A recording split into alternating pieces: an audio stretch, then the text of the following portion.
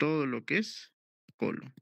Entonces, para recordar un poquito de anatomía, todos sabemos que, a ver, Mireia, cuando hablamos de colon, el colon es un órgano hueco o un órgano sólido. Un órgano hueco, doctor. Un órgano hueco. Cuando hablamos de colon, ¿cuántos segmentos tiene el colon, Mireia? Uno, dos, cinco, doctor. Ya, entonces, si nosotros tenemos el colon acá, anatómicamente, recordemos, ¿no? El colon tiene 5 segmentos. ¿Cuáles son los segmentos del colon, Mireia? Ascendente, transverso, descendente, sigmoideo y recto. No, hablamos de colon. Ah, Recto no es colon. Me dices que son 5 segmentos. Ascendente, transverso, descendente, sigmoides y no sabría decirlo, doctor. Pensé que era recto. Mayra. Doctor, no recuerdo. Ivonne, El ciego, doctor. el ciego. Entonces, esta parte que va hasta acá viene a ser el ciego. Entonces, colon tiene 5 segmentos. Ciego, ascendente, transverso, descendente y sigmoides. Entonces, recto no tiene nada que ver con colon. El recto es distinto al colon. ¿De acuerdo? Roger, cuando hablamos de colon, el colon anatómicamente, ¿dónde inicia y dónde termina?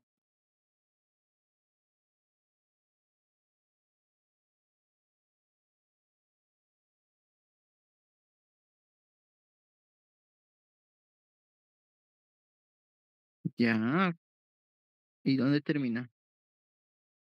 ¿Cómo? ¿Dónde termina? Ya, ¿cómo se llama esa unión?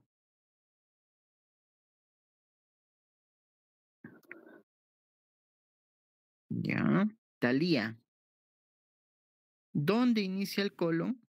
Inicia en válvula, en la válvula iliocecal, porque esta es la terminación del ilion con el ciego, válvula iliocecal, ¿ya?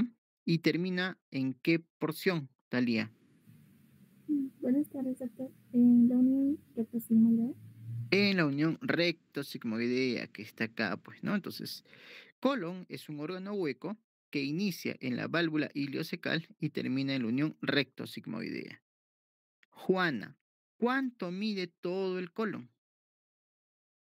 Desde la unión recto-sigmoidea, perdón, desde la válvula iliocecal hasta la unión recto-sigmoidea. ¿Cuánto mide el colon?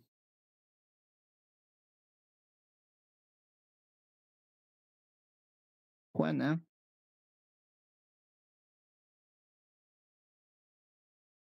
Vivian, Sí, doctor, mujeres podría ser 1.5 metros y para varones 1.8. a ver, Vivian, ¿cuánto mide el colon?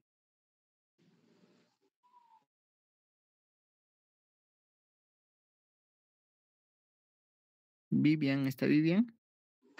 Sí, doctor, ¿me escucha? Sí, a ver, ¿cuánto mide el colon?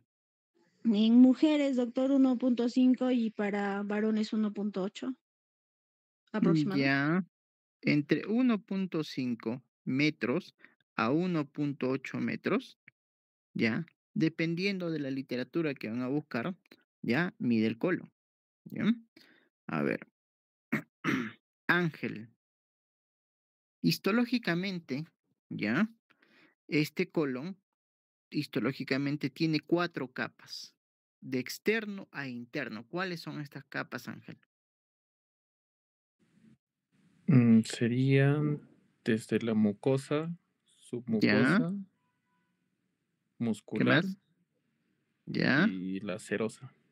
la serosa. Muy bien, entonces, histológicamente el colon tiene 4 capas. Todo el tracto gastrointestinal, desde la unión esófago-gástrica hasta acá, hasta la unión recto-sigmoidea, comparten las mismas capas histológicas, que son 4.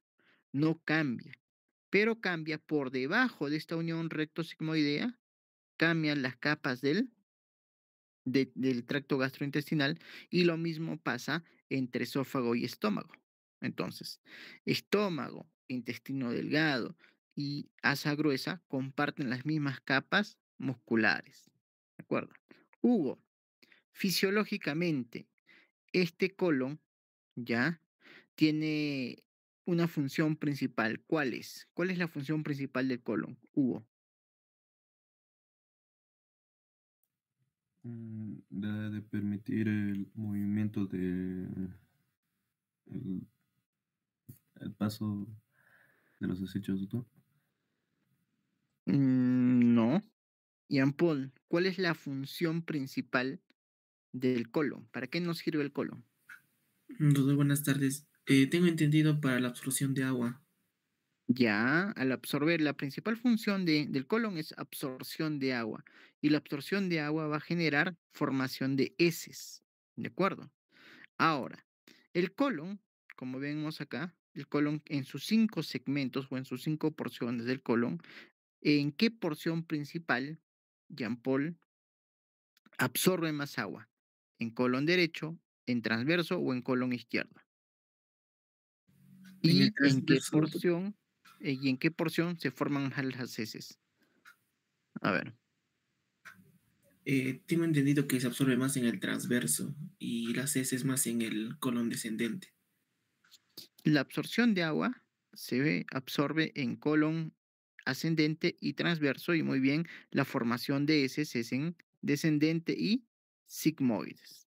Entonces, la función principal de colon es absorción de agua y formación de heces. ¿De acuerdo? Ahora, este colon que tenemos acá, anatómicamente, aparte de de las 5 segmentos, si se dan cuenta, tiene 3 angulaciones. Una angulación derecha, una angulación izquierda y una angulación entre colon descendente y sigmoides. Algunos van a considerar incluso entre sigmoides y recto porque esto es elevado, pero anatómicamente las 3 angulaciones que tiene es en el lado derecho, en el lado izquierdo y en colon sigmoides. ¿De acuerdo? Entonces, la angulación del colon del lado derecho se va a dar porque acá tenemos el hígado. Y tenemos otra angulación en el lado izquierdo porque acá tenemos el vaso. ¿De acuerdo? Entonces, ¿cómo se llama esta angulación, Freddy? La que está cerca al hígado.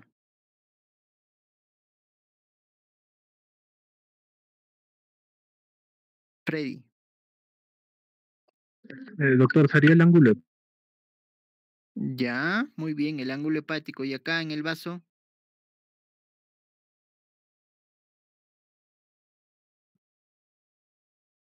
el ángulo Doctor, esplénico, pues, ¿no? ¿se me escucha? Está bien, Freddy. Entonces, recordando otra vez la anatomía.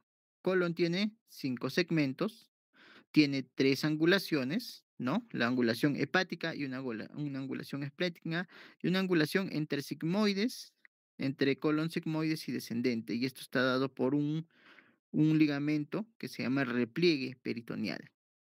El colon, Ariel, es un órgano fijo o un órgano móvil, o ambas.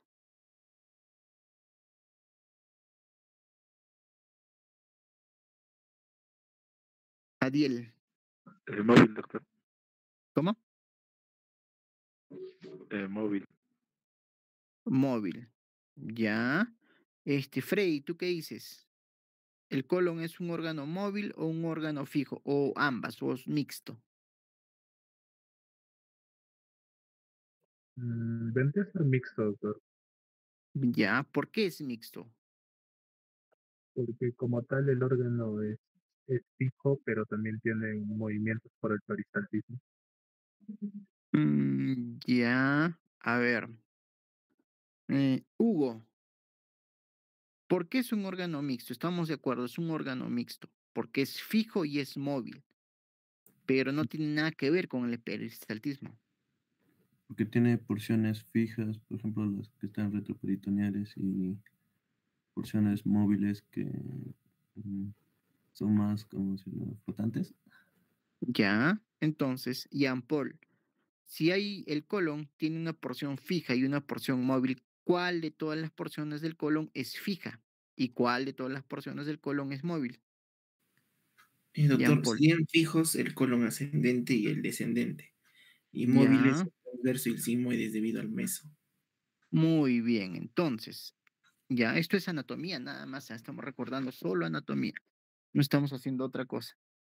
Entonces, el colon es un órgano mixto. ¿Por qué es mixto? Porque es móvil, como bien dijo Jean Paul, por el meso colónico. El meso es el tejido, ese tejido conectivo que sostiene al colon.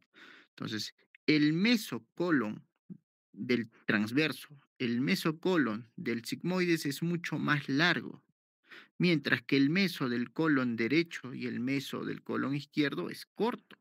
Es por eso que los colon tanto ascendente y descendente, no son móviles, son fijos. ¿Y por qué también son fijos? Porque son retroperitoneales, mientras que el colon transverso y el colon sigmoides son intraabdominales, esos son los que se mueven más.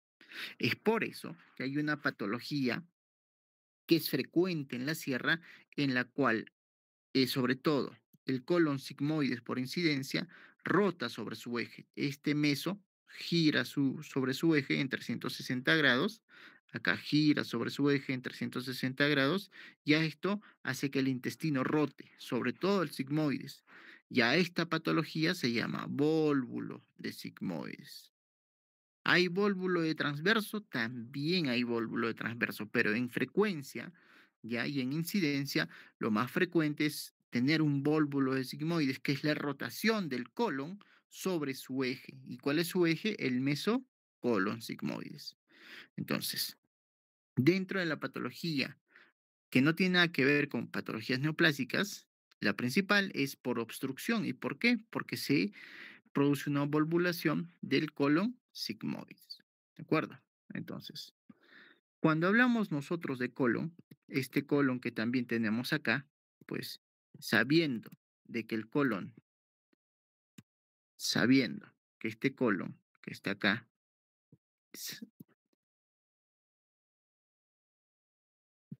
tenemos la parte del transverso y la parte del sigmoides que son móviles, tiene que haber algún tipo de fijación de este colon, sobre todo el colon transverso, ¿no? Que tiene que sostener, porque si no se sostiene este colon transverso, cae hasta la cavidad pélvica. Entonces hay ligamentos que sostienen al colon transverso. Dentro de ellos, Vivian, ¿qué ligamentos sostienen al colon transverso? El ligamento gastrocólico, doctor. Ya, que está por acá. ¿Qué más? El hepático, el esplénico, el gastrocólico.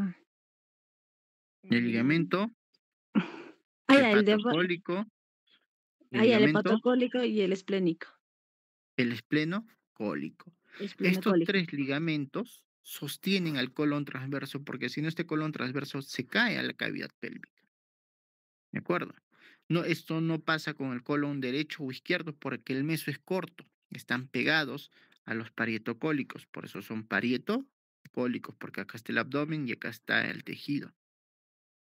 Y en colon sigmoides, ¿por qué? Porque está levantado por un ligamento que es el ligamento de, a ver, ¿dónde está? Juana. ¿Cómo se llama este ligamento? Y el ciego también tiene un ligamento. ¿Cómo se llama? Y este ligamento es un repliegue incluso. Y acá también. Lo estudian. Y eso es anatomía nada más. ¿Ya?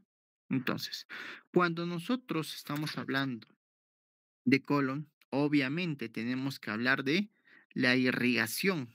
Todo órgano tiene una irrigación arterial, un drenaje venoso y obviamente un drenaje linfático.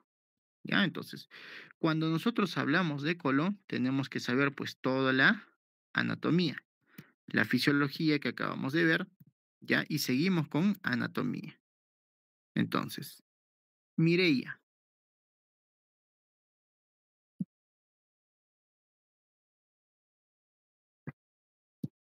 A ver. Ujú. Mire ya, cuando hablamos del colon, que tenemos nuestro colon, cuando hablamos de colon, teníamos que hablar sobre la irrigación. ¿Cómo es la irrigación del colon, Mireya? A ver, indícame.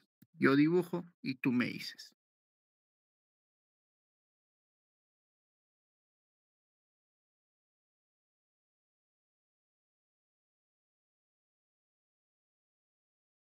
Mayra, Sí, doctor. a Ya. ver, ¿cómo es la irrigación? Van a ser principalmente por la mesentérica superior y la mesentérica inferior. Ya, ¿de dónde nace la mesentérica superior? De la aorta. Ya, tenemos acá la aorta. Ya, de la aorta nace la mesentérica superior. Ya, muy bien. ¿Qué más? Ya, dime solo la irrigación del colon derecho, nada más. Ya. Tenemos la arteria iliocólica. ¿Que sale de dónde? De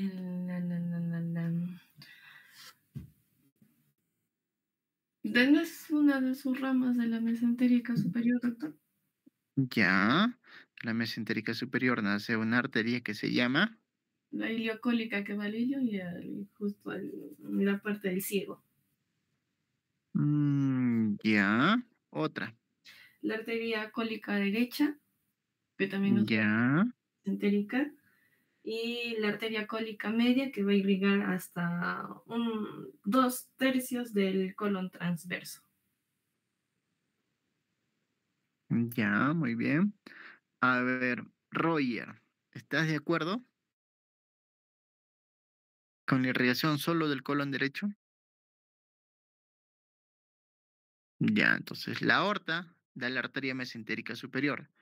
Esta arteria mesentérica superior tiene tres ramas.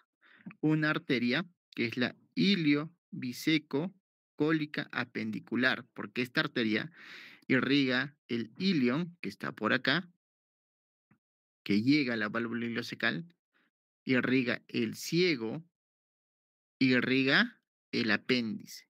Por eso es ilio, biseco, cólica, ¿ya? Apendicular. Da otra rama, que es la cólica derecha. Y da una tercera rama, que es un tronco. El tronco de la cólica media. ¿De acuerdo? Roger. Este tronco de la cólica media, ¿cuántas ramas tiene? ¿O es este tronco irriga todo el colon transverso? ¿Cuáles son esas dos ramas?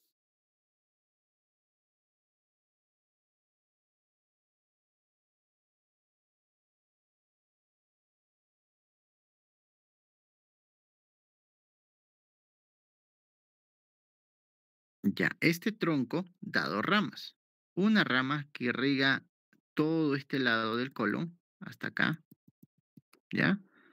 Y otra rama que irriga todo este lado del colon. A esta rama que irriga el lado derecho es la rama derecha de la cólica media. Y esta es la rama izquierda de la cólica media. ¿De acuerdo? Entonces, la ilio-biseco-cólica irriga toda esta zona. La cólica derecha irriga toda esta zona. La rama derecha irriga todo esto de acá y casi el tercio medio o un tercio del colon derecho. La rama izquierda de la cólica media irriga todo el lado izquierdo de la cólica media. Muy bien. Talía. Ahora hablemos del colon izquierdo. ¿Quién irriga el colon izquierdo?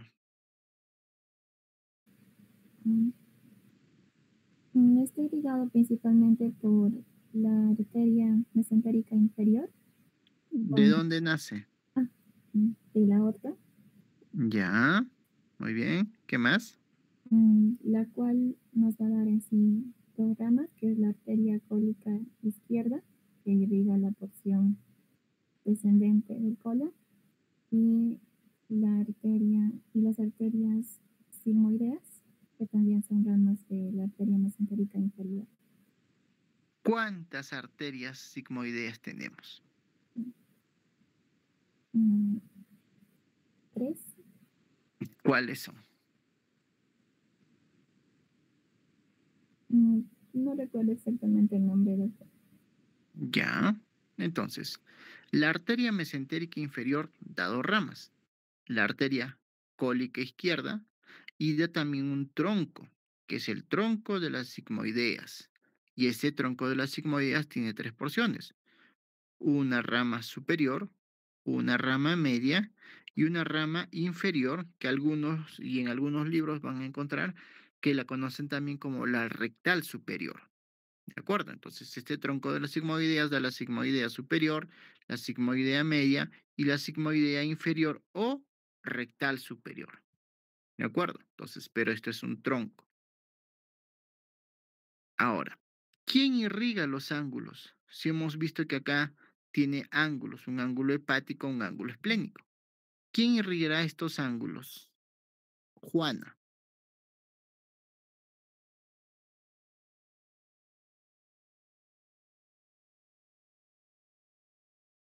¿Quién irriga los ángulos del colon?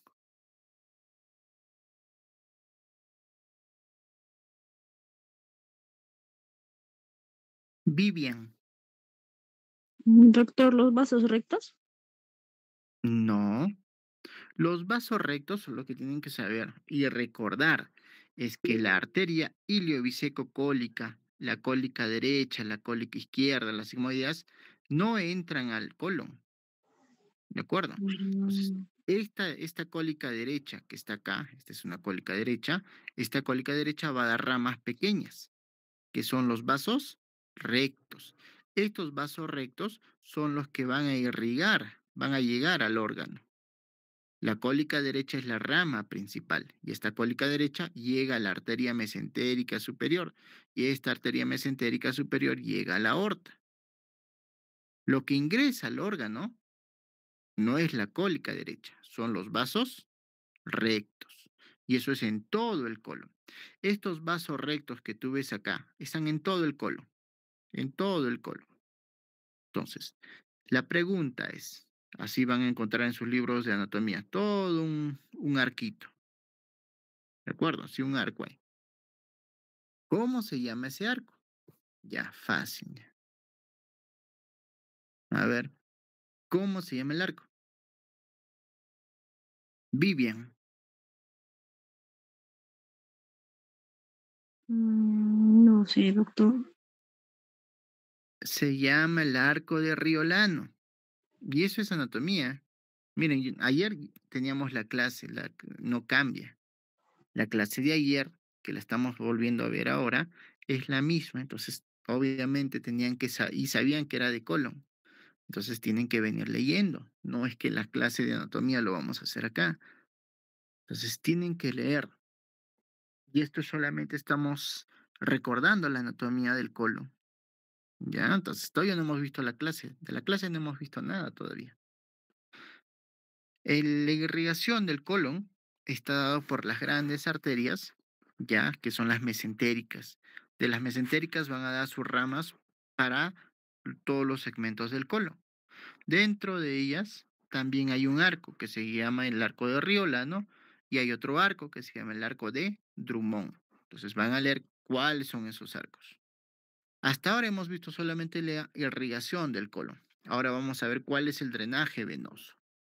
Mireia, ¿cuál es el drenaje venoso? Solo del colon derecho.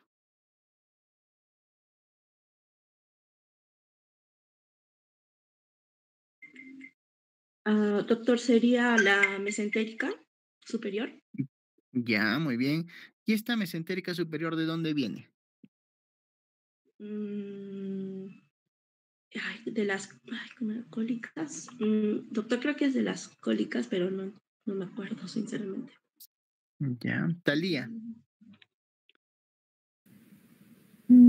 Sí, doctor. En el caso de la vena mesentérica superior es la confluencia de la vena porta con la vena esplénica. Ya. Entonces, por acá tenemos la vena porta, ¿de acuerdo? Y por acá tenemos la esplénica. Acá está la vena mesentérica superior. Por acá viene la mesentérica superior que lleva la sangre, llega a la confluencia, por eso se llama una confluencia espleno-mesaraica, que ustedes saben, o confluencia espleno, porque esta es la esplénica y esta es la porta.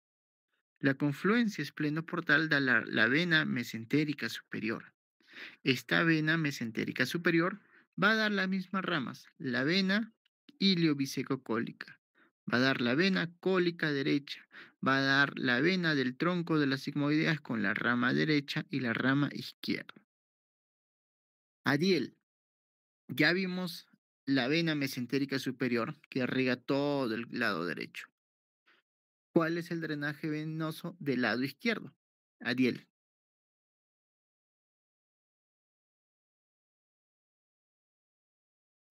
La vena mesentérica inferior, ¿Ya de dónde sale esa vena mesentérica inferior? de la esplénica. Muy bien. Entonces, el drenaje venoso del lado izquierdo está dado porque de la vena mesentérica, de la vena esplénica, perdón, sale la vena mesentérica inferior. Esta vena mesentérica inferior también da una rama que es la vena cólica izquierda y también un tronco sigmoideo que da el mismo recorrido. Lo único que cambia es de dónde nace. Muy bien, entonces ya tenemos irrigación arterial, el drenaje venoso. ¿Y qué nos falta? El drenaje linfático, los ganglios, pues no. A ver, Jean Paul, ¿cuál es el drenaje venoso? ¿Cómo sería el drenaje venoso del colon? El drenaje venoso otro. Claro, ¿cómo es? Perdón, el drenaje linfático del colon, ¿cómo es? Mm, No, no sabría decirles así, doctor. A ver, Ángel, Sí, doctor. Bueno, existen niveles de drenaje linfático, d 1, d ya, 2 y d 3. muy bien. Ahí tenemos entonces, cuando hablamos del drenaje linfático, tenemos tres niveles, los que se conocen como D1, D2 y D3. El D1, ¿dónde está ubicado, Ángel? Eso están a los lados, entre los vasos rectos, doctor. Muy bien, están acá. Entonces, si este es el colon y están los vasos rectos, acá tenemos estos ganglios, que lo vamos a dibujar acá, pegaditos al colon. ¿De acuerdo? ¿Cómo se llaman estos ganglios, Ángel? Eran ganglios pericólicos. Muy bien, los pericólicos. Muy bien. Entonces, la primera estación ganglionar o D1 se llaman pericólicos. Si se dan cuenta, es casi como en el estómago. Los que están pegados al estómago, perigástricos. Muy bien. La segunda estación ganglionar o D2, ¿dónde están, Ángel? Esos están a lo largo de las arterias, doctor. Muy bien. Entonces, D2, que están en el recorrido, por ejemplo, en el recorrido de la ileocólica, de la cólica derecha, en el recorrido del tronco, acá en la cólica izquierda, acá también en el tronco. ¿Cómo se llaman estos ganglios? Los intermedios. Ya, los intermedios. Y D3, Esos están donde nacen ya las las arterias. grandes vasos, ¿no? Los principales. En el nacimiento de la cólica izquierda, en el tronco de las sigmoideas, en el nacimiento, en el nacimiento de la cólica derecha, de la ileocólica y del tronco. ¿Cómo se llaman estos? Esos ya son los principales. Estos son los principales. Muy bien. Y todo esto, porque esto es una cadena, viene acá, esto viene acá, ¿no? Todo esto, Hugo, ¿dónde llega? ¿A dónde drena? A la cisterna de Beckett, doctor. Ah, muy bien. Todo llega acá, a este plexo, y se drena. ¿De acuerdo? Entonces, esto es importante. ¿Por qué estamos hablando de esto? Porque esto es importante ahora que vamos a hablar recién de nuestro tema, que es el tema quirúrgico del colon. ¿Ya? Entonces, cuando nosotros hablamos de patología de colon, independiente, ya si es neoplásico o no neoplásico, tenemos que recordar todo esto de acá. ¿Qué paredes son? Fisiológicamente, ¿para qué nos sirve el colon? ¿Cuánto mide el colon? ¿Qué segmento del colon es el más largo? Y todo eso, ¿no? Entonces, cuando nosotros hablamos de la patología de colon, independiente de las patologías inflamatorias como enfermedades de Crohn, colitis ulcerosa y todo esto, entonces tenemos que recordar de ciertas patologías y dentro de la patología más frecuente tenemos que recordar sobre cáncer de colon. Entonces, la patología de cáncer colorectal, así se llama, va a tener múltiples factores de riesgo. Dime un factor de riesgo, Mireya. Comer carnes rojas en exceso. Ya, carnes rojas, ¿qué más? Otro factor de riesgo. Allá. Frituras, doctor, o sea, carbohidratos freídos a más de 120 grados.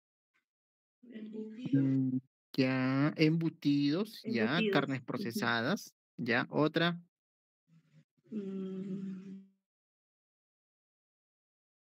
Exceso de sodio también, doctor. No. La sal o sodio es más para estómago, que ustedes sí han tenido en su clase. Roger, otro. ¿Cuál es ya? Pregunta, ¿cuál es el principal factor de riesgo para cáncer de colon? El principal. No, ya está dentro del factor de riesgo, pero no es el principal. Talía. En presencia de pólipo edematoso. Muy bien. Entonces, factores de riesgo, la edad. De acuerdo. ¿Más frecuente en varones o mujeres? En varones, doctor. Más frecuente en varones. De acuerdo. La obesidad, el tabaco, el alcohol son factores de riesgo que están presentes en todas las neoplasias, estómago, colon, mamas, hígado, páncreas, ¿de acuerdo? Otro, la enfermedad hereditaria, ¿ya? La enfermedad hereditaria. Otro, y el más importante son los pólipos, pero no son cualquier pólipo. Y nos vamos otra vez a histología, recordemos. A ver, Juana, ¿qué pólipos histológicamente conoces en colon?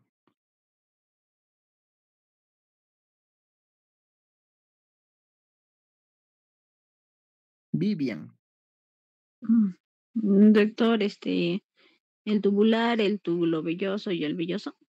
Muy bien, entonces, cuando hablamos de pólipos, en colon sobre todo, o en todo lo que es intestino, delgado, grueso, incluso en estómago, tenemos que saber la presencia de qué tipo de pólipo tenemos. Tenemos el tubular, el túbulo velloso y el velloso.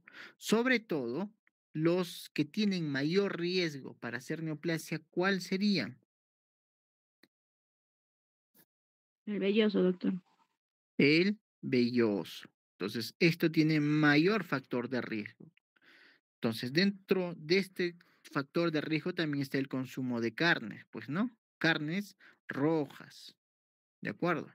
Carnes procesadas, los embutidos, ¿de acuerdo? Entonces, pero no es lo mismo, pues, que tú, por ejemplo, comes carne, pues comes carne siempre y nunca vas a hacer cáncer, ¿de acuerdo? Y otra, por ejemplo, que come carne una vez al mes y hace cáncer. ¿Esto por qué se produce? Consumiendo carnes rojas, porque es importante, uno, qué tipo de carne roja estás comiendo y sobre todo cuántos gramos de carne comes tú en tu requerimiento diario de carne al mes, ¿ya? Entonces, otro de los factores de riesgo, como hemos dicho, es hereditario. En estómago, el factor genético es menos del 5%, pero en colon es un 20%. El factor hereditario. Entonces es más que en estómago. En estómago, el cáncer de colon es mucho más adquirido que en colon. En colon es más, puede ser hereditario y adquirido también, pero tiene mayor factor de riesgo que sea adquirido. adquirido, genético o hereditario. Dentro de los factores genéticos tenemos de dos tipos, uno que sean en relación a pólipos y otro que no tengan en relación a pólipos. Los que tienen relación a pólipos se llama poliposis adenomatosa familiar y los que no tienen relación a pólipos tenemos el síndrome de Lynch, que han escuchado. Este síndrome de Lynch es una enfermedad genética, pero que no tiene nada que ver con relación a pólipos, sino con relación a genes, a mutación genética. Mientras que la poliposis adenomatosa familiar sí tiene que ver en relación a la presencia de pólipos. ¿Qué quiere decir? Si mamá tuvo pólipos de colon, el hijo o el nieto también puede tener pólipos, pero esta poliposis tiene que ser de tipo velloso, ¿ya? Lo otro, cuando nosotros hablamos de colon, sabiendo ya los factores de riesgo, tenemos que saber pues la historia natural, cómo se produce esto de acá. Y esta historia natural empieza justo por un pólipo, por un simple pólipo. Pero este pólipo tiene que tener características vellosas, sobre todo de tipo adenomatoso, adenoma. Este adenoma pasa a ser una hiperplasia, luego pasa a ser metaplasia, luego pasa a ser displasia y luego llega a ser recién cáncer. Lo mismo que en estómago, se produce toda una cascada. ¿Cuánto tiempo demora este proceso? Demora 10 años. Entonces, cuando ustedes vean un paciente que te diga, pues, que tiene esta enfermedad o que diagnóstico de cáncer hace 6 meses, hace 4 meses, es mentira.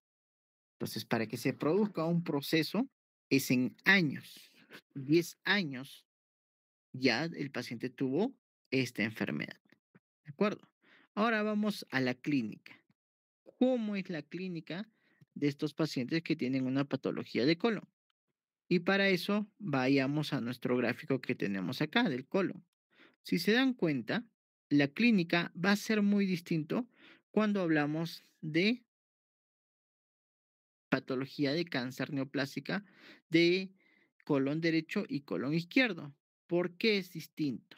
Vamos a trazar una línea imaginaria acá. Miren. ¿Por qué trazamos esta línea imaginaria? Porque la irrigación del colon derecho es muy distinto a la irrigación del colon izquierdo. Simplemente haciendo esta división, vamos a tener que la clínica del colon derecho va a ser muy distinto a la clínica del colon izquierdo. Uno, por la anatomía, irrigación, drenaje venoso, linfático. Dos, ¿por qué? Porque la rotación o la formación embriológica del colon derecho y la del colon izquierdo es muy distinta. Y tres, porque genéticamente las mutaciones del colon derecho van a ser distintas a las mutaciones del colon izquierdo. Las mutaciones del colon derecho, por ejemplo, va a estar el gen KRAS y en el colon izquierdo va a ser el gen BRAF, ¿no? Acá vamos a tener otra mutación del P53, que es lo mismo que se ve en estómago. Acá, inestabilidad microsatelital. ¿De acuerdo? Entonces, estas mutaciones de genes son distintos en colon derecho y en colon izquierdo. Lo que te quiere decir es que si un paciente que ha tenido un tumor en el colon derecho puede también tener un tumor en el colon izquierdo y ser distintos, no es lo mismo. Clínicamente también es distinto. ¿Cómo sería la clínica de un paciente que tiene una patología de colon izquierdo?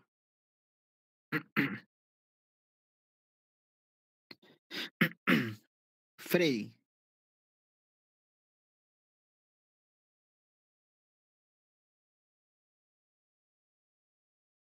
Sería con sintomatología a la defecación, dolor rectal, tenesmo rectal. No. ¿Por qué rectal? No estamos hablando de recto. El tenesmo es rectal. Pero estamos hablando colon. ¿Por qué metemos recto? Recto no tiene nada que ver con colon, ¿eh? Histológicamente es distinto. Fisiológicamente es distinto. Anatómicamente es distinto. No es lo mismo. A ver, ¿cómo sería la clínica? Viendo acá en el gráfico nada más.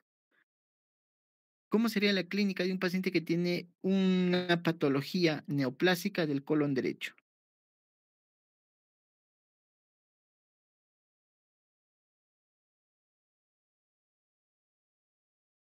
¿Quién?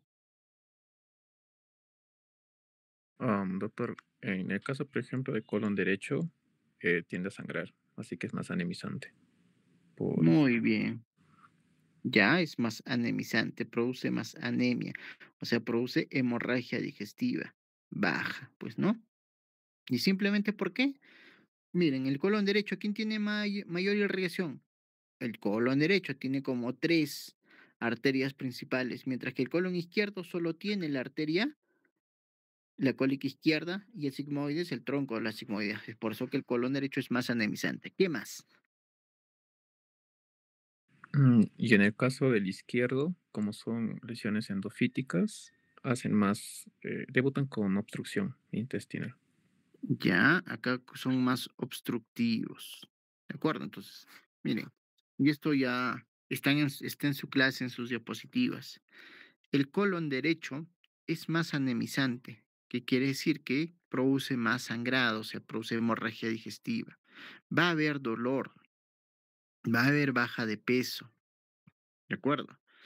Va a haber una masa palpable, va a producir deposiciones líquidas. Mientras que en el lado izquierdo, por el mismo hecho que sabemos que el lado izquierdo produce más heces funcionalmente, ¿ya? Entonces va a hacer constipación, estreñimientos, y este estreñimiento va a producir obstrucción, o sea, va a ser más obstructivo. ¿Qué más? Va a haber también dolor, también va a haber sangrado, ¿de acuerdo? Pero a diferencia del izquierdo, no es mucha, pues no. Entonces, el sangrado del colon, ¿cómo se llama? Rectorragia no es. ¿Qué es? Hematoquesia, ¿cómo se llama? Y eso es semiología. Una cosa es hematoquesia, otra cosa es rectorragia. Entonces, estos pacientes cursan con hemorragia digestiva baja. ¿De acuerdo? ¿Por qué las lesiones de colon derecho son anemizantes? ¿Y por qué es una masa palpable? Porque las lesiones histológicamente comprometen la capa externa, que es la capa serosa, toda esta parte de acá. Entonces rompen los vasos. ¿Qué vasos? Los vasos rectos. Por eso produce anemia, porque es exofítico, va hacia afuera. Mientras que las lesiones del colon izquierdo son endofíticas, van hacia adentro. ¿Y esto qué va a producir?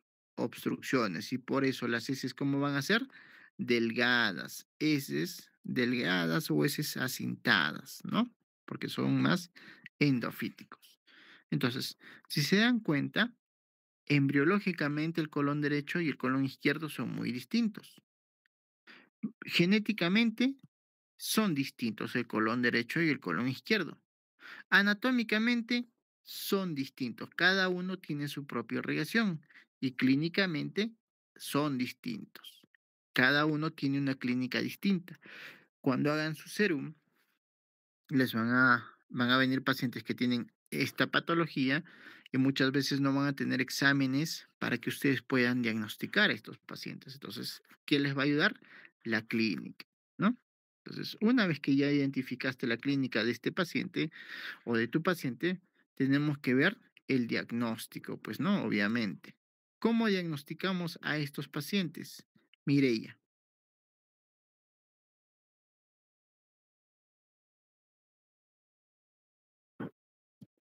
Mayra. A ver, cualquiera. Doctor, con una tomografía con contraste. No. Doctor, ¿podría ser por Freddy. colonoscopía más una biopsia? Muy bien. Ojo, el diagnóstico, ¿ya? El diagnóstico de patologías de colon es con colonoscopía más biopsia.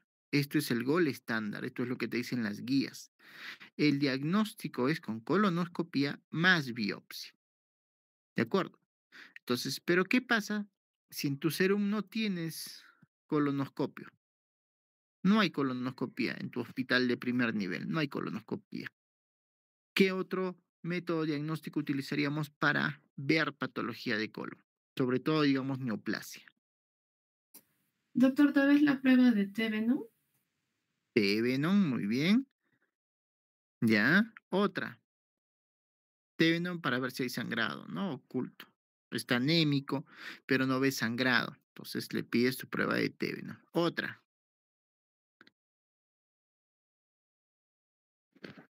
¿Qué otro método diagnóstico tenemos para diagnosticar patología de colon? Radiografía de abdomen, doctor. Ya, ¿cómo es esa radiografía de abdomen? Para ver si el signo clínico de la manzana mordida. Muy bien, entonces una radiografía de abdomen simple, ¿no? Entonces, y acá tenemos el signo de la manzana mordida o la mordida de ratón que le dicen, pues, ¿no? Para ver si hay lesiones en colon.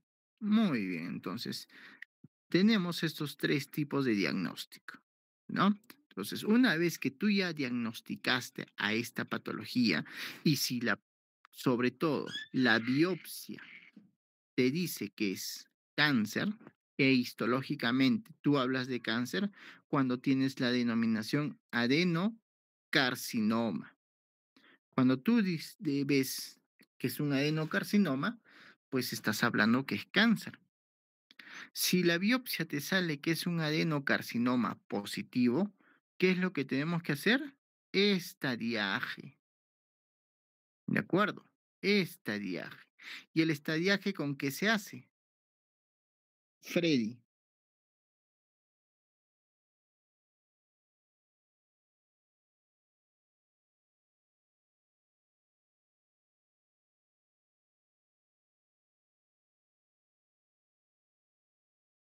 Jean Con la Paul. tomografía, con el TNM, Ya, con tomografía. Muy bien. ¿Con qué más? Con los criterios de Duque, doctor. De Duke, ya. Pero el estadiaje, ya. Tomografía. Otro método. Hugo. ¿Podría ser mediante la biopsia también, doctor? No. La biopsia es para diagnóstico. Estamos hablando ya diagnosticamos. La biopsia te dice que es adenocarcinoma. Porque la biopsia también te puede decir que simplemente es un problema inflamatorio, inflamación. Pacientes con diarrea, por ejemplo, están con diarrea y sangrado. Le hacen la biopsia, te sale negativo y te sale inflamación, problema inflamatorio. ¿Y qué estás pensando? En una colitis, por ejemplo, ¿no?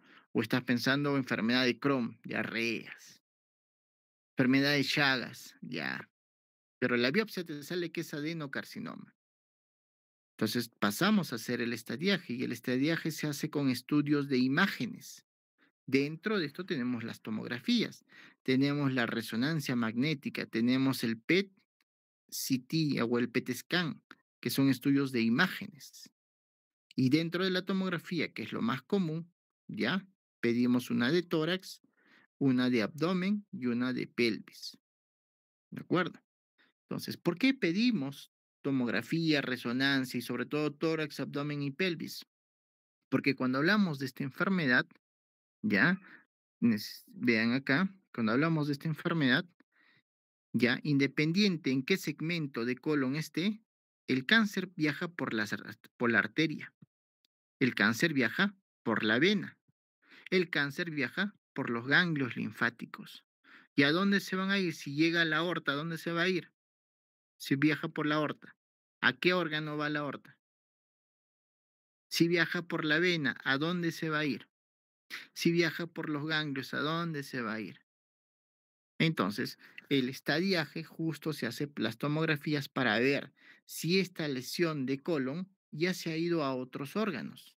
Estadiaje justo es para eso, para estadiar y ver en qué zona ya está la lesión. Puede solo quedarse en el colon o puede irse por los ganglios, o puede irse por la vena a los pulmones, o al hígado, perdón, y la arteria hacia los pulmones. Los ganglios se pueden ir pues a todos los ganglios mediastinales, en el cuello y todo. Por eso es el procedimiento en esta patología es clínico. Una vez que tú haces tu historia clínica, el examen clínico, el diagnóstico que tienes que ver y luego el estadiaje. Y después del estadiaje en esta patología, tú recién puedes decir en qué grado está el paciente. Y esta patología tiene 4 grados. Tiene 4 grados esta patología.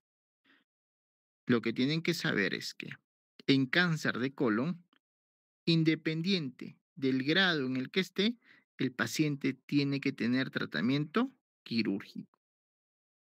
A diferencia de estómago.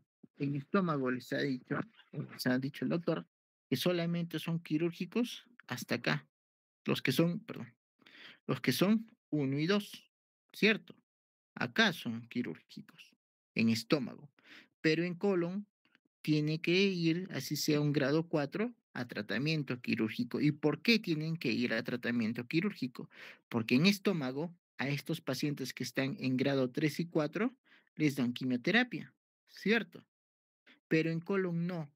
En colon lo único que tiene el paciente es la cirugía. Y después ya de la cirugía podría ser la quimioterapia, pero no se va a curar. Entonces lo que tienen que recordar es que en esta patología, así tenga un grado 3 o 4, siempre tiene que ir a cirugía, ¿ya? Ahora, ¿por qué es un 3 o un 4? Hemos visto las capas del colon: mucosa, submucosa, muscular y serosa. Cuando las lesiones solo comprometen la mucosa, es 1. Cuando comprometen la submucosa, es 2. Cuando comprometen la muscular, es 3. Y cuando comprometen la serosa, es 4. ¿De acuerdo? Y la mucosa es interna. La submucosa, la siguiente capa, la muscular, la siguiente, y la capa externa es la serosa. Entonces, esto es interno y esto es externo. Así de fácil. ¿Ya? Entonces, una vez que ya hemos visto este paciente, vayamos recién a nuestro tema, que es el manejo quirúrgico de patologías de colon. ¿De acuerdo? Y acá tenemos que recordar nuestro grafiquito. Por eso nos hemos demorado tanto recordando la anatomía del colon. Entonces, cuando nosotros tenemos una patología de colon y vamos a dividirlo en dos áreas, ¿ya? Uno, cuando es por patología que no es cáncer, ¿ya? Y cuando es patología por cáncer. Dentro de las patologías que no son cáncer, tenemos las famosas obstrucciones, las famosas perforaciones, las famosas vólvulos, ¿no? O por arma de fuego, o por complicaciones como por ejemplo una apendicitis perforada o una peritonitis. Y cuando hablamos de cáncer, es en general. El manejo quirúrgico del colon va a depender ante qué paciente ustedes estén. Si es una patología no oncológica o una patología oncológica. Empecemos con las patologías no oncológicas. Lo más frecuente, obstrucciones y perforaciones. ¿Ya? Entonces, ¿cómo se llama? ¿Cómo se llama el nombre quirúrgico? ¿Ya?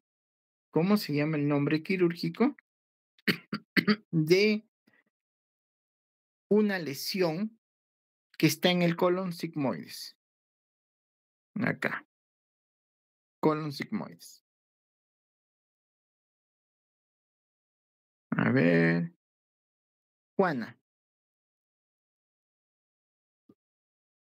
¿Cómo llamarías tú? Tienes un vólvulo de sigmoides. ¿Ya? Tienes un vólvulo de sigmoides. ¿Cómo llamarías la cirugía de este vólvulo de sigmoides?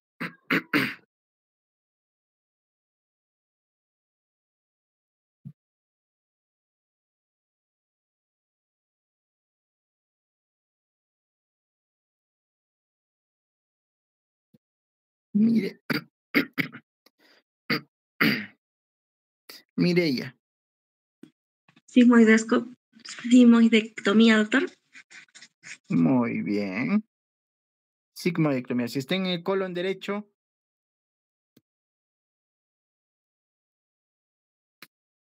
¿cómo se llamaría? Ivonne.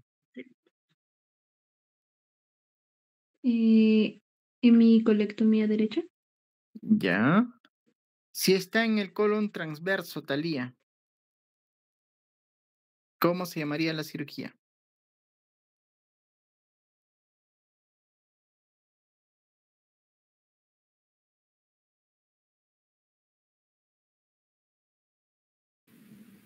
Desconozco, doctor.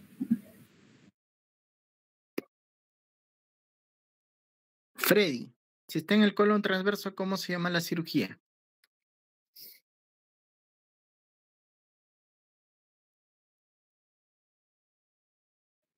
Una colectomía transversa, doctor. Hemicolectomía transversa. Si está en el izquierdo, hemicolectomía izquierda. ¿De acuerdo? Entonces, si las lesiones no son por cáncer, ya se llaman hemicolectomías simples, que puede ser derecha, puede ser izquierda o puede ser transversa. Si está en el sigmoides, sigmoidectomía simple. ¿De acuerdo? ¿Por qué sigmoidectomía simple o por qué micolectomía derecha, izquierda o transversa simple? ¿Por qué creen? Sabiendo el principio que les expliqué anteriormente, que el cáncer se disemina por arteria, vena y ganglio linfático. ¿Por qué creen? ¿Por qué no va a haber resección de otras estructuras como ganglios? Muy bien, muy bien. Obviamente, pues, ¿no? Si no es cáncer, no va a haber diseminación por los ganglios ni por las arterias. Entonces, acá, como bien mencionaron, tenemos 3 niveles ganglionares, ¿cierto? Los primeros que están pegados acá en los vasos rectos, los segundos que están en el recorrido de las arterias y los terceros que están en la raíz de las principales arterias, que son D1, D2 y D3.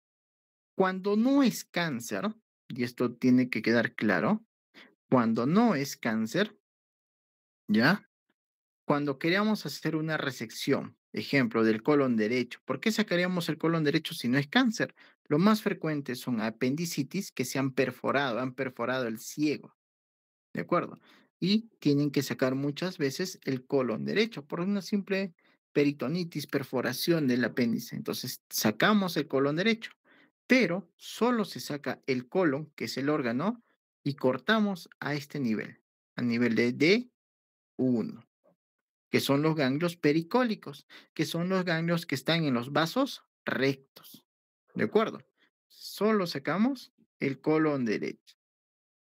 Entonces, el principio quirúrgico de una hemicolectomía simple, independiente de qué segmento se encuentre, consiste en resección del órgano, más la resección de los ganglios D1, que son los ganglios pericólicos. Simple. Lo mismo en una sigmoidectomía. Sacas el colon sigmoides y los ganglitos que están pegados al colon, que son los cólicos y corto simplemente los vasos rectos, ¿ya? Más vasos o sección de los vasos rectos, porque no es cáncer, no tienes que ser radical. Ahora vayamos al otro escenario. Uno que es un paciente que tiene cáncer, ¿de acuerdo? Entonces, a ver, ¿cómo se llamaría el procedimiento quirúrgico cuando es por cáncer en el lado izquierdo? Talía. Acá, ahora tenemos acá una lesión que es por cáncer en el lado izquierdo. ¿Cómo se llamaría la cirugía?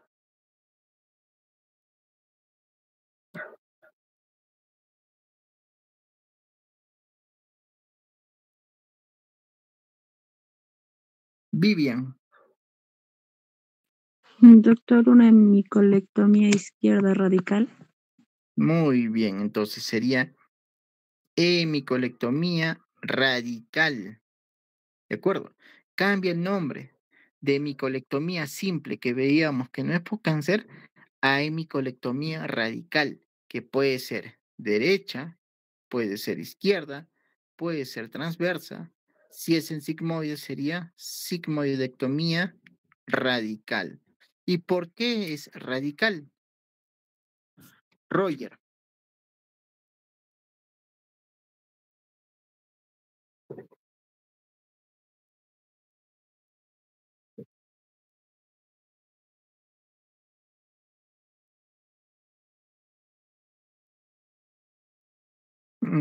Ya, a ver, ¿quién dice otra cosa? A ver, Hugo. Porque a diferencia de la miotectomía simple, vamos hasta los ganglios de 3. Ya, muy bien. 1. Hasta ganglios de 3, o sea, hasta los principales. Otra. A ver, Ángel. También tomamos el mesenterio, doctor, el mesocolon. Muy bien. Mesocolon. ¿No? Recordemos que todas estas arterias, venas, están en el meso. Todo está formado por meso, pues, ¿no? Listo, muy bien. Otra. A ver, Adiel.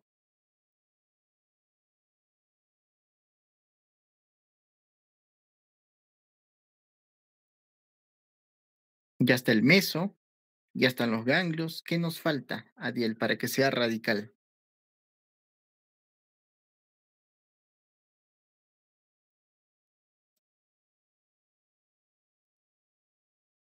Ángel.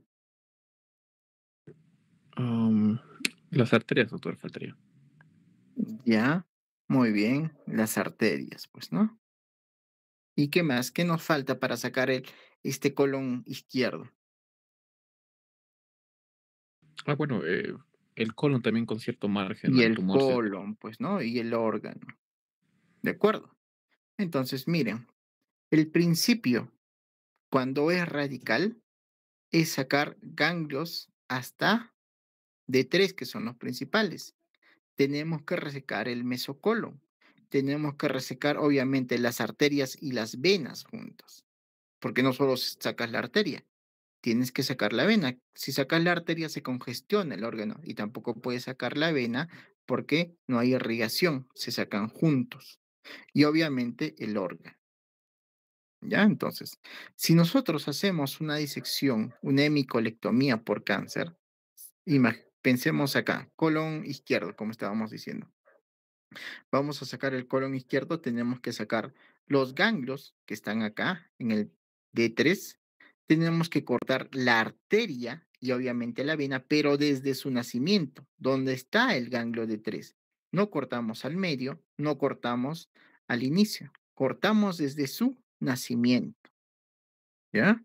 Y resección del órgano. Entonces, tenemos los ganglios D3, que son los principales, la resección del meso, porque las arterias, venas y ganglios linfáticos están en el mesocolon, las arterias y venas de su nacimiento, ojo, desde su nacimiento, y obviamente el órgano a retirar. Mientras que si no es por cáncer, simplemente es el órgano, los vasos rectos y de uno, nada más.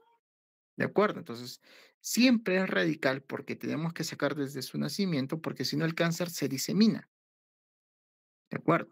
Ahora, vayamos ya a los procedimientos quirúrgicos. A ver, si nosotros tenemos un paciente con un tumor que está en el colon, acá, que está en el colon sigmoides, ya, ahora sí.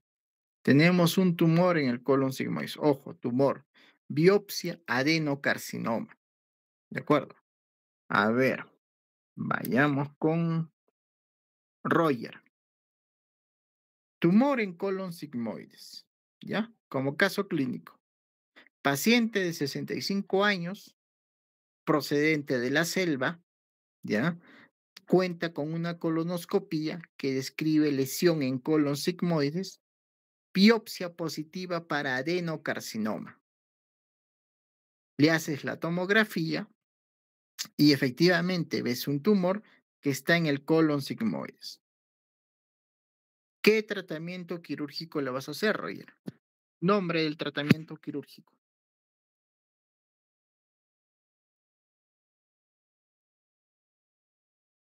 No hay metástasis.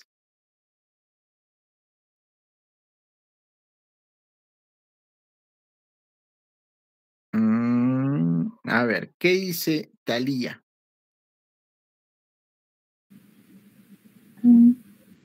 Sería una sigmoidectomía radical. ¿Por qué radical?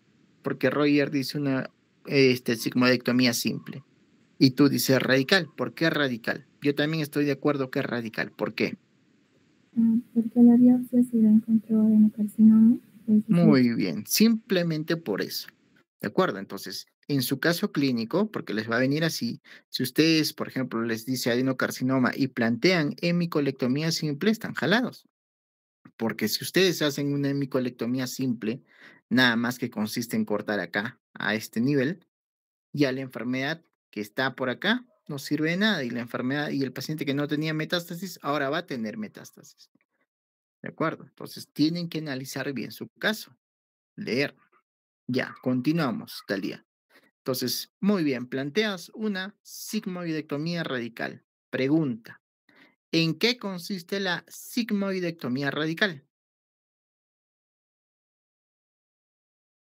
Talía, ¿qué resección vas a hacer? ¿Qué se reseca cuando vas a hacer tu sigmoidectomía radical?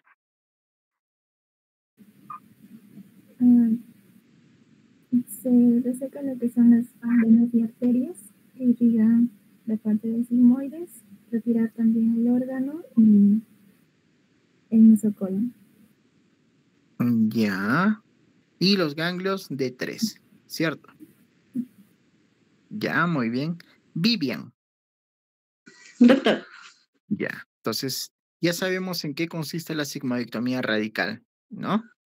Pregunta, ¿qué arterias y qué vena vas a cortar o vas a seccionar, ligar para sacar el colon sigmoides? Para sacar el sigmoides, vamos a sacar la arteria sigmoidea inferior. Ya, ¿qué más? La única.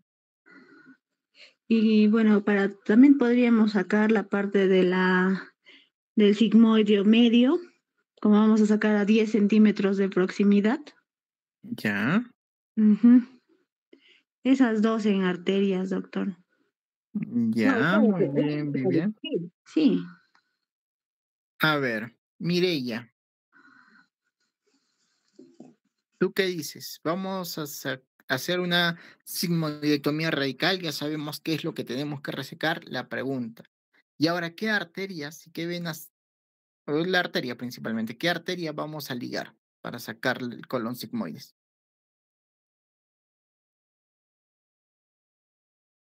¿Sería, doctor, la arteria mesentérica inferior? No, se murió tu paciente y te jalaste en tu caso clínico. A ver.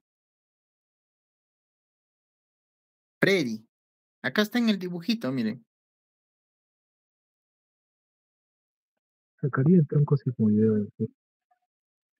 ¿Por qué sacarías el tronco sigmoideo? Tu respuesta está bien. Porque básicamente irriga tanto el sigmoide superior, medio e inferior, todo lo que es el segmento. Exacto. Simplemente miren, vean el dibujo. La lesión está acá en el sigmoides. Si sabes que la arteria, tenemos un tronco que da las arterias sigmoideas, entonces, ¿para qué cortar cada arteria si es mejor cortar el tronco desde acá? Y sabes que en el tronco, en la raíz del tronco, están los ganglios de 3. Entonces, si tú vas a hacer una sigmoidectomía radical, ¿ya? Es linfadenectomía de 3, la resección del meso, la resección de la arteria y vena desde su nacimiento, obviamente en el tronco sigmoideo, y la resección del órgano. Tratamiento de una sigmoidectomía radical. ¿De acuerdo? A ver, Ángel, pasemos a otro caso clínico. Paciente mujer de 56 años, ¿ya? Con colonoscopía positiva para cáncer. Se plantea tratamiento quirúrgico porque la tomografía de estadiaje le salió que la lesión solamente está ubicada en el colon derecho. Acá, está en colon derecho. Tratamiento quirúrgico. ¿Qué le planteas? Sería una hemicolectomía derecha radical. ¿Ya? ¿En qué consiste tu hemicolectomía derecha radical? Explícale al paciente. ¿Qué le vas a Ok. resecar? Vamos a resecar lo que vendría a ser el colon derecho con 5 centímetros de margen. Vamos a resecar lo que vendría a ser el mesocolon derecho. Vamos a hacer una linfadenectomía hasta D3 y vamos a retirar los vasos sanguíneos que serían la arteria ilioseco-cólica, la ilioapéndico-seco-cólica, la arteria cólica derecha. Y esas dos, doctor. Muy bien. Entonces, hemicolectomía radical derecha, digamos, hasta la raíz de la cólica derecha y la iliobisecocólica. ¿De acuerdo? Muy bien hasta ahí. A ver, el mismo caso hubo, ¿ya? Pero en esta ocasión, ¿ya? La lesión no está en colon derecho, la lesión está acá, en el ángulo hepático del colon. Hugo, ¿qué nombre le darías a la cirugía? Seguiría siendo una hemicolectomía derecha radical, doctor. Ya, pero la ubicación ya no está acá en Está colon derecho, está acá en el ángulo. más ¿Cómo se llamaría? hemicolectomía transversal. Ampliada, muy bien. Entonces, ya no sería una hemicolectomía radical derecha clásica, ¿no? Una radical que conocemos. Ya sería ampliada a colon transverso, ¿cierto? Y acá viene la pregunta, Hugo. Entonces, si en una hemicolectomía radical derecha ligábamos la arteria iliobisecocólica, la arteria cólica derecha, obviamente, hasta los ganglios de 3, en la hemicolectomía radical derecha ampliada al colon transverso, ¿qué arteria más ligaríamos? La cólica media, doctor. La cólica media. ¿Ya? A ver qué dice Jean Paul.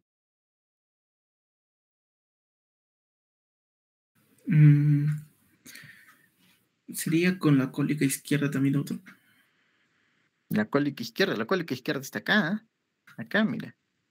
Acá está la cólica izquierda. Sería Entonces sería solamente la de cólica su media, doctor. rama derecha.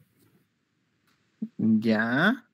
A ver, el tronco es, recordemos, la cólica media es un tronco. Este tronco da dos ramas, una derecha y una izquierda. Si es ampliada a transverso, si cortamos el tronco de la cólica media, ¿qué se va a morir? Todo el colon transverso, pues. Entonces, ¿qué cortamos? ¿Ok? Digamos, solo la rama derecha de la cólica media. ¿De acuerdo? Entonces, entiendan bien claro, porque en caso clínico, cuando les pongan así, si ustedes mencionan, voy a cortar, doctor, la cólica media, se va a morir todo esto de acá. Todo esto se muere. Y solamente tú vas a sacar hasta acá. Y solamente es la rama derecha. ¿De acuerdo? Entonces, si las lesiones están ubicadas en los ángulos, se llaman hemicolectomía radical derecha ampliada transverso, hemicolectomía radical izquierda ampliada a transverso. Si está en el ángulo hepático, en el ángulo esplénico, ¿qué arteria ligaríamos?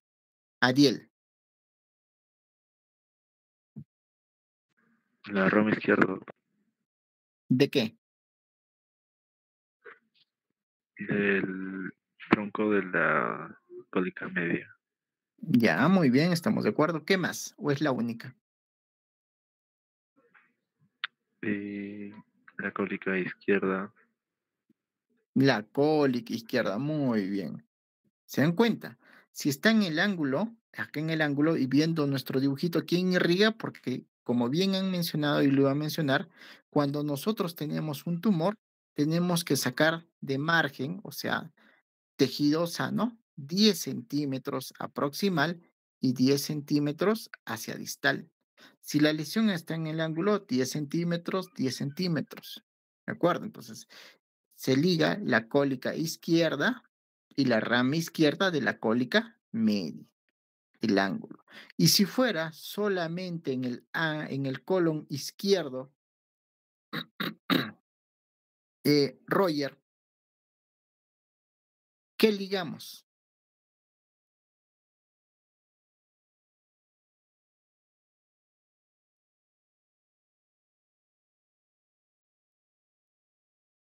Roger, vamos a hacer una hemicolectomía radical izquierda. ¿Qué ligamos? ¿Qué arteria seccionamos para sacar?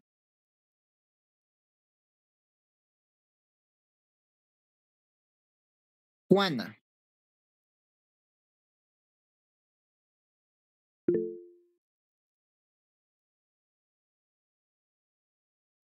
Vivian, Doctor, es izquierda, ¿verdad? sí. Radical izquierda. Ya, entonces es a la cólica izquierda, doctor, y al tronco, no, porque abajo se quedaría. Al sigmoide superior y ¿Cuál? medio. No, cólica izquierda. Está bien, la cólica izquierda, nada más. La misma pregunta. Si la lesión ya no está en el colon izquierdo, está entre colon sigmoides y colon descendente, ¿qué sacas? ¿Qué seccionas? Sabiendo que es 10 centímetros.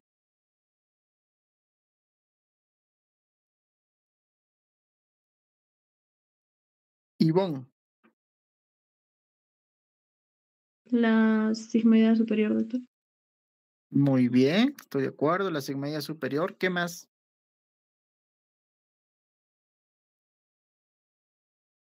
Mm, ¿O es la única? Está en la unión entre colon mm, sigmoides y colon descendente. Estamos de acuerdo. La sigmoidea superior y la cólica izquierda. izquierda. Ujú. ¿De acuerdo? Entonces, este gráfico que acabamos de hacer, estudienlo, tienen varios libros ahí, internet, Google, para que hagan sus prácticas dibujando y van a ver qué arterias se ligan. Aprendan esto porque esto les va a venir en su caso clínico. Tienen que estudiar esto, ¿de acuerdo? Su caso clínico les va a venir más o menos así. Tienen que aprender cuánto mide el colon derecho, colon transverso, colon descendente, colon sigmoide. ¿Por qué? Porque ahora que vamos a hablar de recto, ¿cuánto mide el recto? Que es hasta acá. hasta el repliegue peritoneal. ¿Cuánto mide este recto? Ángel.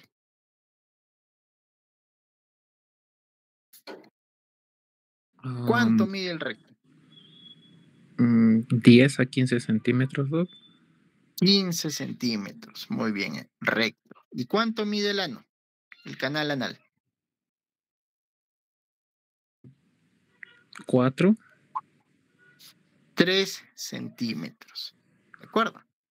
Y el recto tiene 3 porciones, tiene 3 segmentos. El recto inferior, recto medio y el recto superior. Si mide 15 centímetros, cada uno mide 5 centímetros. Y el canal anal mide 3 centímetros. ¿De acuerdo? Ahora, su caso clínico, y ustedes habrán visto cuando reporta el gastroenterólogo con sus estudios de colonoscopía, ¿no? Te va a decir, paciente que cursa pues con baja de peso, dolor abdominal, se palpa una masa en el abdomen, cursa con hemorragia digestiva, se solicita una colonoscopía la cual reporta lesión a 35 centímetros, así te va a decir 35 centímetros del margen anal. Obviamente el ano está acá, ¿no? Desde el margen, por acá entra el colonoscopio, desde el margen del ano, 35 centímetros, ¿dónde está la lesión? ¿Quién sabe? ¿En qué segmento del colon? Si hasta acá ya hay 18 centímetros. En sigmoides, doctor. 35 centímetros en sigmoides. Porque ¿cuánto mide el sigmoides? 50 centímetros. No. 40 Van a 50, buscar, van a ver. Más o menos 35 por ahí. Entonces, ¿la lesión dónde está? En colon sigmoides. Acá está la lesión. Así te va a venir tu caso clínico, ¿eh? Y te van a preguntar. No te van a decir que está en sigmoides. Tú deduces que está en sigmoides. Y de ahí te vienen todas las preguntas. ¿Qué tratamiento le harías? ¿En qué consiste tu tratamiento? ¿Cuál es el factor de riesgo para este tratamiento? Para esta enfermedad. Te puede decir lesión ulcerada, sangrante, todo, que está ubicado a 50 centímetros. 45 centímetros le ponemos. 50 centímetros. ¿Dónde está ubicada la lesión? En colon descendente. ¿Cuál sería tu tratamiento? Te puede decir la colonoscopía o en tu caso clínico, pues dependiendo, ¿no? Ubicada en colon derecho, ya, pues ya no te va a decir la medida, ¿no? O te puede decir por debajo del ángulo hepático. O te puede decir pasando el ángulo esplénico. Y tú ya sabes si estás pasando el ángulo esplénico, ¿qué es? Colon transverso. Te puede decir previo al ángulo esplénico, que es colon descendente. Entonces, esta parte de anatomía te dice todo el tratamiento quirúrgico. ¿De acuerdo? Ahora, una vez que ya, digamos, ya operaste a tu paciente, ya recibió su tratamiento quirúrgico, una de las preguntas que te pueden hacer es, ok, ya lo operaste, entonces, ¿y ahora cómo hace el seguimiento de los pacientes? ¿Cómo haríamos el seguimiento de este paciente? Ya lo operaste, ¿de acuerdo? Si es por cáncer, ¿cómo sería el seguimiento de los pacientes? Ariel.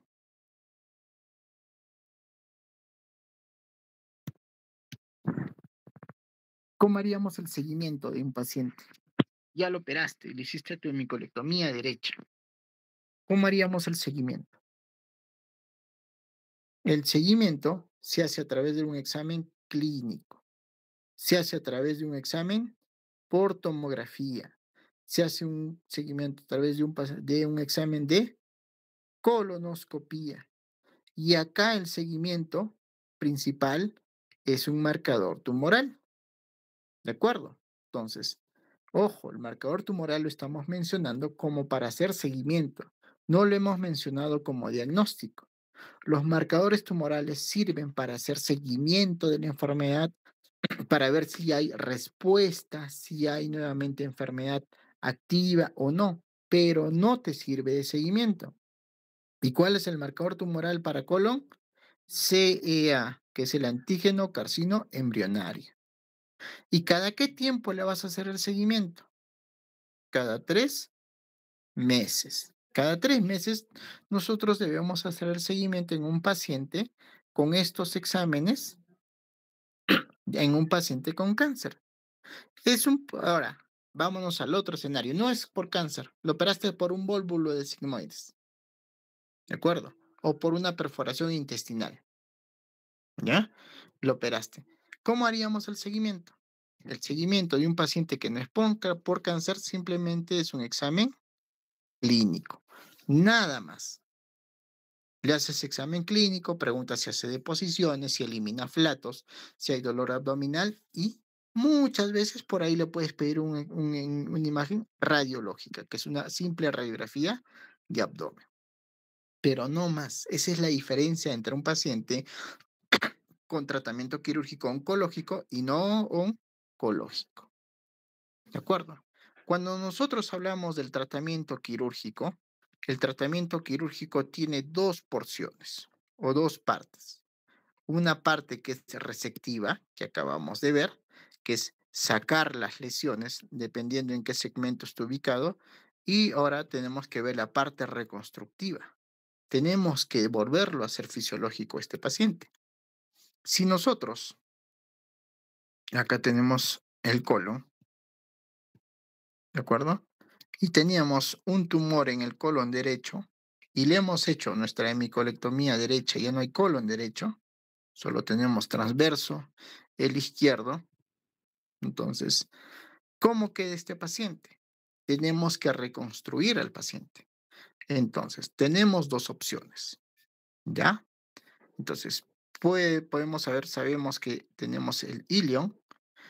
Entonces, tenemos 2 opciones. Una opción es hacer una anastomosis, unir la porción de intestino delgado con colon, o simplemente no llegar a unir las uniones o no llegar a unir, ¿de acuerdo? Entonces, si nosotros hacemos una resección, dependiendo de qué segmento de colon tengamos, podemos hacer lo que se conoce como anastomosis. Si tenemos una ausencia de colon derecho, ¿cómo se llamaría la anastomosis? Ilio transverso. Ilio transverso, que es el ilion con el colon transverso. Si no tenemos colon transverso, ilio, colo descendente. No sacamos todo el colon derecho, sacamos colon transverso, sacamos colon izquierdo. Y haremos ilio, colo, sigmoides. Sacamos el sigmoides, ilio recto. Todos son anastomosis. Si se dan cuenta, la primera porción o el primer nombre que es ilion, ¿por qué va adelante el ilion? Porque es el órgano proximal por el tubo digestivo. Y luego va el nombre del órgano distal. Tenemos otra opción, que no hagamos anastomosis. ¿Y con qué puede quedar? Si tenemos la ausencia de colon derecho, ya se llamaría ileostomía. Si sacamos el colon transverso, ¿con qué nos vamos a quedar? Con una ostomía que se llama colostomía, porque es colon derecho. Podemos hacer una colostomía del colon sigmoides. Entonces tenemos, cuando hablamos de la parte reconstructiva, tenemos las partes de anastomosis, que es la unión entre los órganos huecos, o simplemente dejar en una ostomía, que puede ser una ileostomía o en la porción del colon que se llama colostomía, una ostomía. Y una ostomía simplemente es abocar un órgano hueco hacia la pared. Entonces, cuando hablamos de tratamiento quirúrgico en colon, tenemos que definir si es por patología neoplásica o no neoplásica. Segundo, cómo va a ser la parte reconstructiva, si es por anastomosis o por ostomías. ¿Ya? Entonces, todo es por anatomía, si se dan cuenta. ¿De acuerdo? ¿Alguna pregunta, alguna duda que tengan con colon? Doctor, una consulta. ¿Y si en el caso clínico nos mencionan acerca de una metástasis, primero manejan la metástasis y luego ya la cirugía radical? Ok. Entonces mencionábamos de que en colon, a diferencia, pues, ¿no? A diferencia de estómago, en colon tenemos 4 grados, ¿cierto? Tenemos 4 grados. Los grados 1 y 2 generalmente son localizados, mientras que el 3 y 4 son avanzados. Y es avanzado, ¿por qué? Porque como bien tú mencionas, puede haber metástasis. Y cuando hablamos de colon, ¿a dónde hace frecuentemente metástasis? A hígado, a pulmón y a los ganglios retroperitoneales. Esto por la vena, por la arteria y por los ganglios. Por eso es que sacamos arteria, vena, ganglios y el mesocolon. Si nosotros tenemos una metástasis en pulmón, en hígado, así sea un 3 y 4, operamos el primario, que es el colon, y operamos el primario, que es el hígado. ¿De acuerdo? Si tenemos una metástasis en pulmón, operamos primero el colon y después operamos el,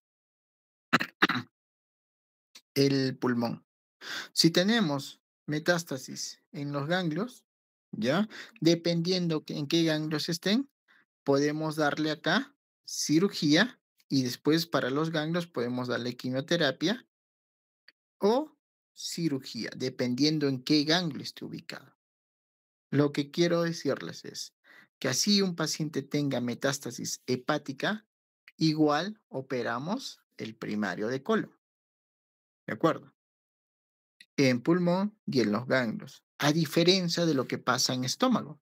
En estómago, en colon, lamentablemente se tiene que operar porque quimioterapia no hace mucho efecto en los pacientes con colon. En estómago sí. En estómago, acá se opera y acá le podemos dar quimioterapia para luego volverlos a operar. ¿De acuerdo? Eso pasa en estómago, ¿ya? Pero en colon no, porque dentro de los factores de colon, como ustedes se han dado cuenta, el factor genético es muy alto, a diferencia de estómago, ¿ya? Entonces, ¿alguna pregunta que tengan? ¿Alguna duda con colon? Yo les sugiero que repasen anatomía. Hay varios, no necesitan leer muchos artículos, ¿ya? Pero hay varios en Google revistas que hablan sobre todo de la anatomía del colon. Si ustedes saben anatomía del colon, van a hacer este tratamiento quirúrgico, pero tienen que repasar anatomía, porque si no repasan anatomía, no vamos a poder o no van a poder deducir mucho el tratamiento quirúrgico. ¿Alguna pregunta que tengan? ¿Alguna duda? Doctor, una consulta. La decisión de realizar una anastomosis o una ostomía, ¿más en qué nos basamos? Muy bien, muy buena pregunta. Cuando nosotros hablamos de anastomosis, para hacer anastomosis, primero tenemos que saber, uno, del estado nutricional del paciente. ¿De acuerdo? Ustedes en técnica quirúrgica creo que han hablado esto o en técnica operatoria. El estado nutricional del paciente, ¿a qué ayuda? A la cicatrización de las heridas, ¿cierto? Y depende principalmente de las proteínas. Y dentro de estas proteínas dependemos principalmente de la albúmina. Si tu estado nutricional es bajo, es muy malo, porque tu albúmina y tus proteínas están bajas, si tú haces una anastomosis, tienes riesgo a que haga una fístula, a que se abra esa unión. Entonces, el principal factor de una anastomosis es el estado nutricional, principalmente por los valores de las proteínas y dentro de ellos la albúmina. El segundo factor de la segunda indicación para hacer una anastomosis es la resección del órgano. En colon, ya, si el órgano solamente vas a sacar el tumor de colon, ya, puedes hacer una anastomosis. Pero si esta resección del órgano incluye, por ejemplo, un segmento del hígado, segmento hepático, que no es por anastomosis, porque simplemente el tumor estaba pegado al hígado, o porque incluye la grasa renal, porque hacia atrás, está, digamos, en colon derechos, está pegado al riñón, o está pegado a la cabeza del páncreas. En el caso de colon izquierdo, que está pegado al vaso, ¿no? Entonces, en estos pacientes, lo ideal es que termine en una ostomía y no en una anastomosis. Ahora, lo que tienen que saber es que las ostomías, las colostomías y lestomías, en un segundo tiempo operatorio, se vuelven a hacer las restituciones, se restituyen. No es que algunas van a quedar con permanente un ostoma, ¿no? Entonces, indicaciones para hacer una buena anastomosis, principalmente el estado nutricional, la albúmina adecuada. Y otro, que solamente sea la resección del órgano comprometido y no de otros órganos vitales, pues, ¿no? Entonces, esa es la principal indicación. ¿De acuerdo? Otra pregunta, duda que tengan. Y esto de acá, esto de la anastomosis es en toda, en estómago, ¿ya? En colon, en vejiga, por ejemplo, cuando se saca resección de vejiga o cuando se hace una anastomosis entre uréteres, todo depende del estado nutricional, porque si no, producen fístulas. Y para evitarnos las fístulas, por ejemplo, en estómago, que han visto, si sacamos todo el estómago y no hay estómago, entonces para evitarnos fístulas, ponemos sondas para evitar, ¿ya? Entonces, ¿alguna otra pregunta? ¿Dudas? Estudien, muchachos. Porfa, conmigo tenemos clase el lunes, ¿ya? Y el lunes vamos a hablar de 3 temas. Es un tema largo. Van a repasar lo que es hígado, lo que es vía biliar y lo que es vesícula. Ya son 3 temas grandes.